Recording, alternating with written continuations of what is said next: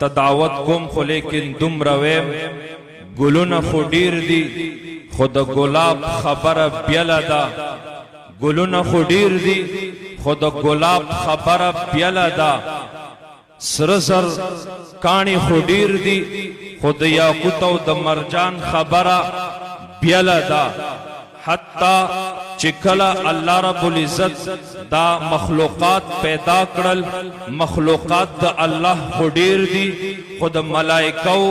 د پیریانو د انسانانو خبره بیله ده بیا د انسانانو پیریانو جناتو کې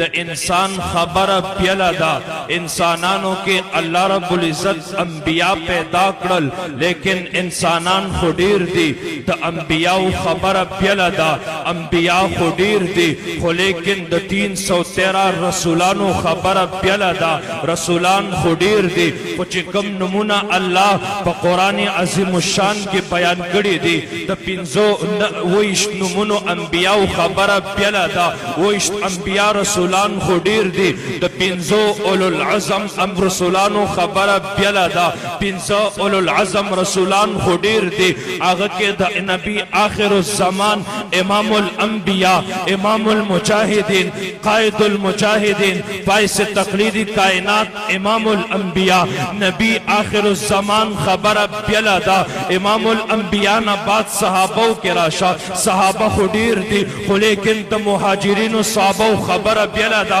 والسابقون الاولون من المهاجرین مهاجرین صحابه خو ډیر دي خو لیکن د بدریانو صحابو خبره بیله ده صحابو بدریانو خو ډیر دي خو لیکن د عشره مبشره صحابو خبره بیله ده عشره مبشره صحابه کرام خو ډیر دي سلور خلفای راشدینو خبره بیله ده سلور خلفای راشدین خو ډیر دي یار مزار یار غار ابو بکر صدیق امام الصحابه خبره بیله ده د صحابو نه لاندې راشه تابعین خو ډیر دي خو لیکن په تابعینو کې د امام اعظم ابو حنیفه فقیه ملت سراج امت امام ابو حنیفه خبره بیله ده بیا تابعین مذاهب تراشه مذاهب خو سلور دي په ټولو مذاهبو کې د احناف و حنفیو مذهب خبره بیله ده حتی دې پورې دې نه لاندې راشه مجتهدین خو ډیر دي د امام ابو حنیفه خبره بیله ده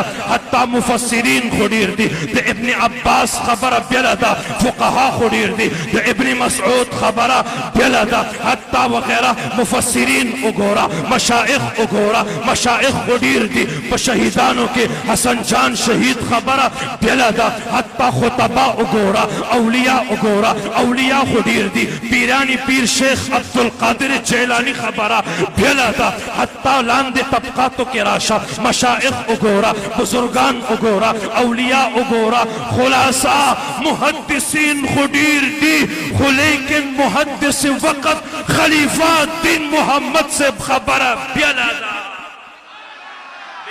اخیر دعوت خطاب ورکوم د اختتامی بیان د پاره هغه شخصیت ته دعوت خطاب ورکوم په چا باندې الله رب العزت خپل فیض او برکات هغه نمونه خلاصه کړې ده دروازې کلاوي کړې دي زما مراد او مقصود د علماء کرامو د سر ګل د احادیثو د باغ بلبل استاذ العلماء استاذ الطلباء سلطان الاولیاء فضیلت الشیخ حضرت علامہ شیخ خلیفہ دین محمد صاحب دامت برکاته العالیہ داغوی په خدمت کې عاجزانه درخواست دی چې هغوی خپل بیان د راغلو مېلمنو علماو ته بیان وفرمایي فضیلت الشیخ حضرت علامہ خلیفہ دین محمد صاحب حفظه الله